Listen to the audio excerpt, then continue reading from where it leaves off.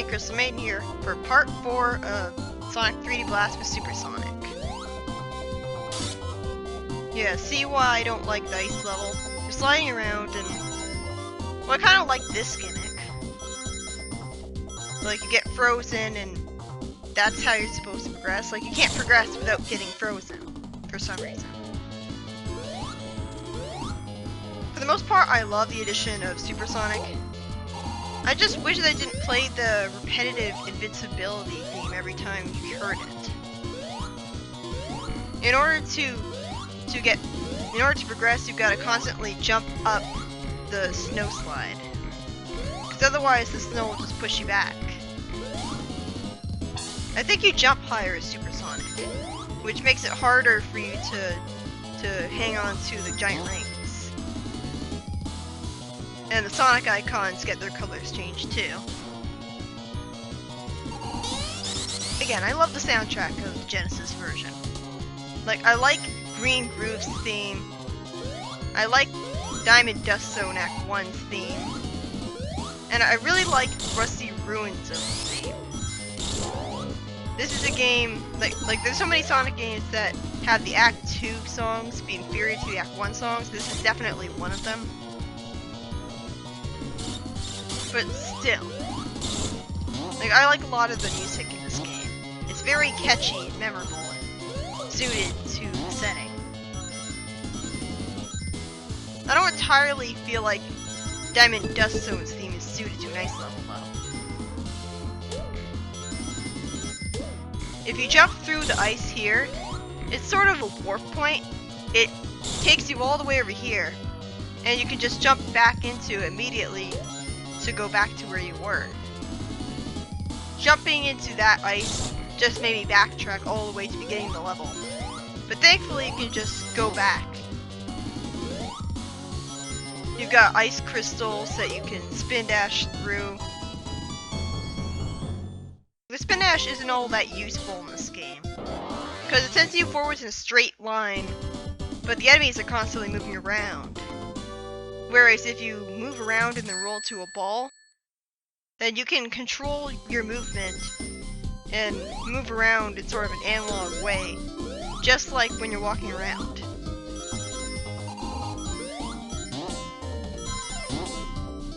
This game has a lot of similarities to the Sega game Flicky, which had the debut of the Flicky in the Sonic series. Well, Flicky was not a Sonic game, but you know what I mean. Both games focus on rescuing birds that follow you around and scatter if you get hit, and have levels that are cleared by bringing all of the birds to a specific point in the level. So they decided, what a great concept for a Sonic game. It's not like that's going to feel out of place. So technically, the whole reason they have Flickies in the Sonic series is because they're canon immigrant. They come from a Sega game called Flicky where they first appeared, and they decided that they would be good for a Sonic game. Although they kind of fit pretty well, because they're birds and the Sonic series is about saving animals.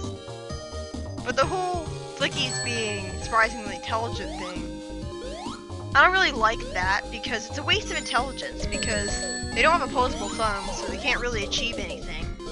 So what's the point of making them have human intelligence?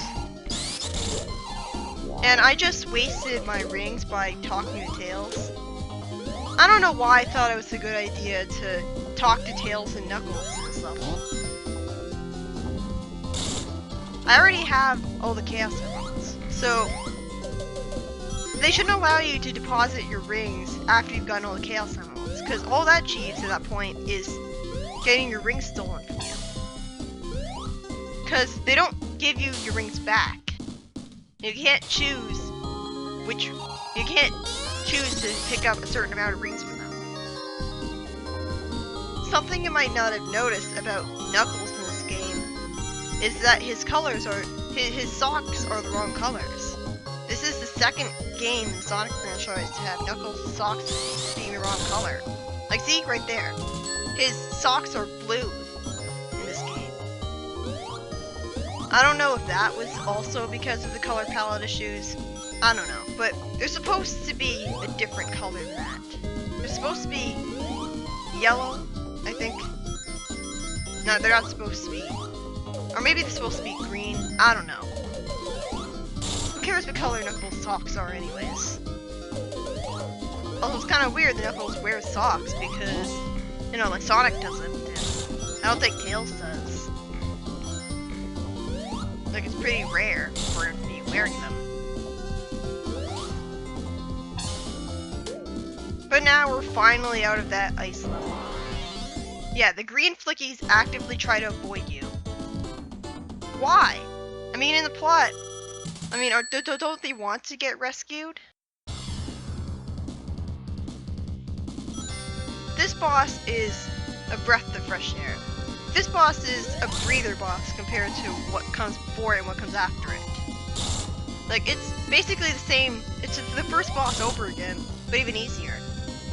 You just jump at it when it comes down, and you avoid the snowman that drops because it'll explode. Also, I'm not really sure what the purpose of the things orbiting Eggman do. Maybe you get hit if you jump into them, but I'm not really sure how you do get hit.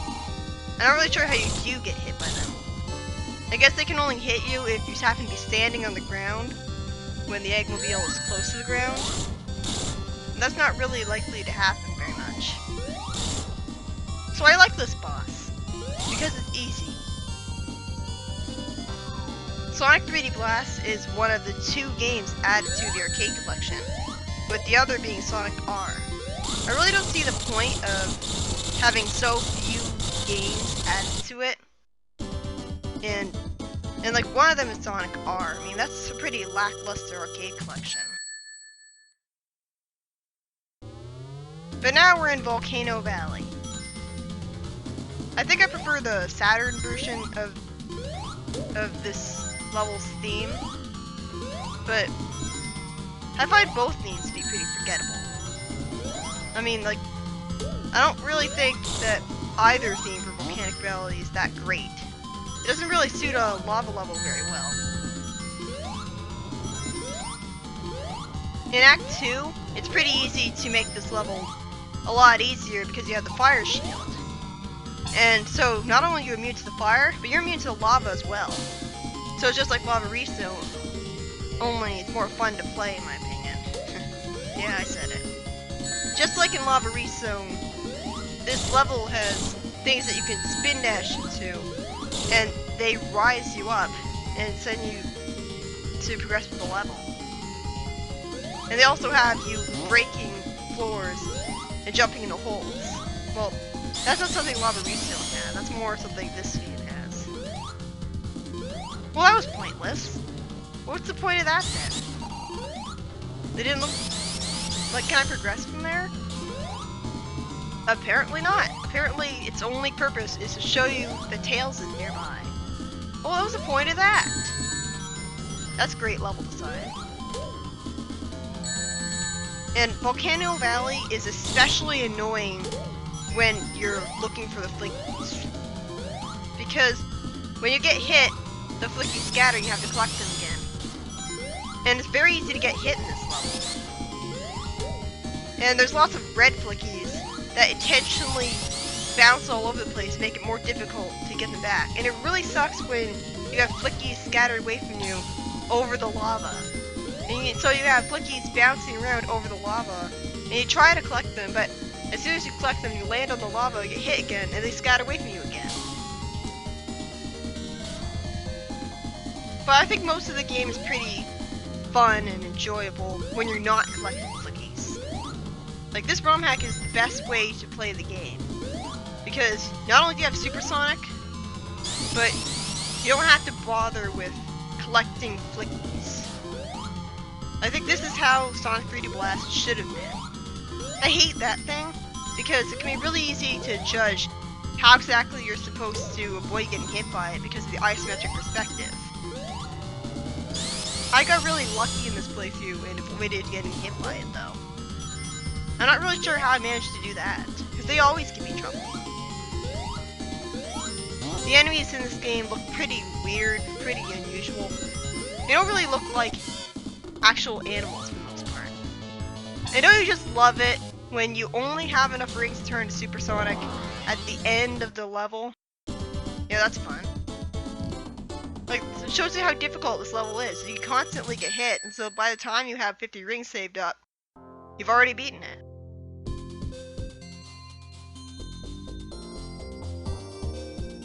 I wonder why the camera moves around. I wonder why the camera shifts when you enter the idle animation.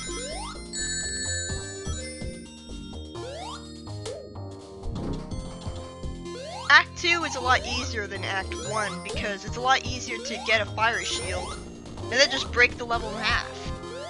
I mean, there's still plenty of things that can hurt you, like the spike balls and the enemies. But for the most part, I feel like the fire shield breaks this level a lot more than it breaks Lavariso. Because Lavariso was still really difficult even with the fire shield. This level, not so much. Oh, god damn it. Just when I said that the level wasn't difficult. Bullshit. It really looks like I should be able to jump over there, but for some reason I can't. I'm going the wrong way here. You're forced to take that spin dash platform to progress to the level. I don't recommend getting a blue shield while you have a fire shield or gold shield, because one shield replaces the other. And look, an invisible wall again. I was trying to go south, but I couldn't for some reason. How is that good design? Like, if you don't want people to go somewhere in the level, then don't design it so that they think they can go there in the first place. Have there be actual walls, not invisible walls. Invisible walls just breaks the immersion.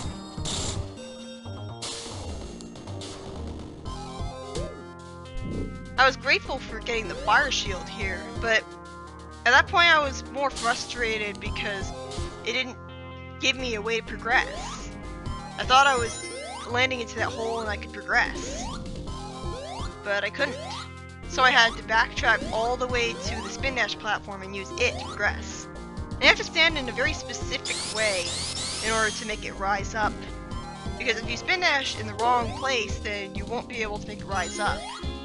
And with the slippery controls, being precise, making tiny precise movements to get onto the platform isn't really something you can easily do.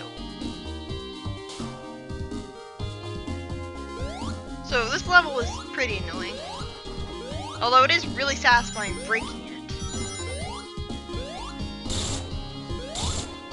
At Jack in the Box fast food restaurants, copies of the PC version of this game were actually given away as bonuses in kids' meals. They kept doing that all the way up until the release of Sonic Adventure. I never actually saw a Jack in the Box fast food restaurant. Like, I've seen McDonald's, I've seen KFC's, Taco Bell, Dairy Queen, I've seen Wendy's, and I've seen Tim Hortons, because, like, I'm Canadian. Maybe that's why. Maybe there aren't any Jack in the Box fast food restaurants in Canada. I don't entirely think that getting the PC version of this game is a good reward. But hey, free stuff. I'd still be happy getting it for free. I considered buying the PC version of this game so I could show off the PC version's differences better. But I can just... Like, I already bought a video converter so that I can use... so that I can show off other YouTube video footage. So I decided, no, I'm not gonna waste my money on buying the PC version of this game. I'm just gonna show someone else's footage of the PC special stage. Because, like, why waste the money? Because if I buy the PC version, it's not gonna be the Supersonic one. It's not gonna be the without flickies one. So I'm not gonna bother playing through all of it anyways, and so I won't show off everything anyways. And this boss can be either done over with really quickly or really annoying because of that thing right there. You always land on it when you're bouncing back from jumping onto him. Bullshit. That is so cheap. I was one hit away from killing him, and it killed me. It is possible to defeat it really quickly and easily by just constantly standing on that bridge and jumping to northeast. But it's so easy to get hit by the fire snake, and you're impatient. You want to get the boss over with as fast as possible. So you'll probably not try to avoid the fire snake until it goes away. That boss is really easy to die in, and I just hate it. But I love how you can defeat it quickly enough, if you're lucky. See you in the next part.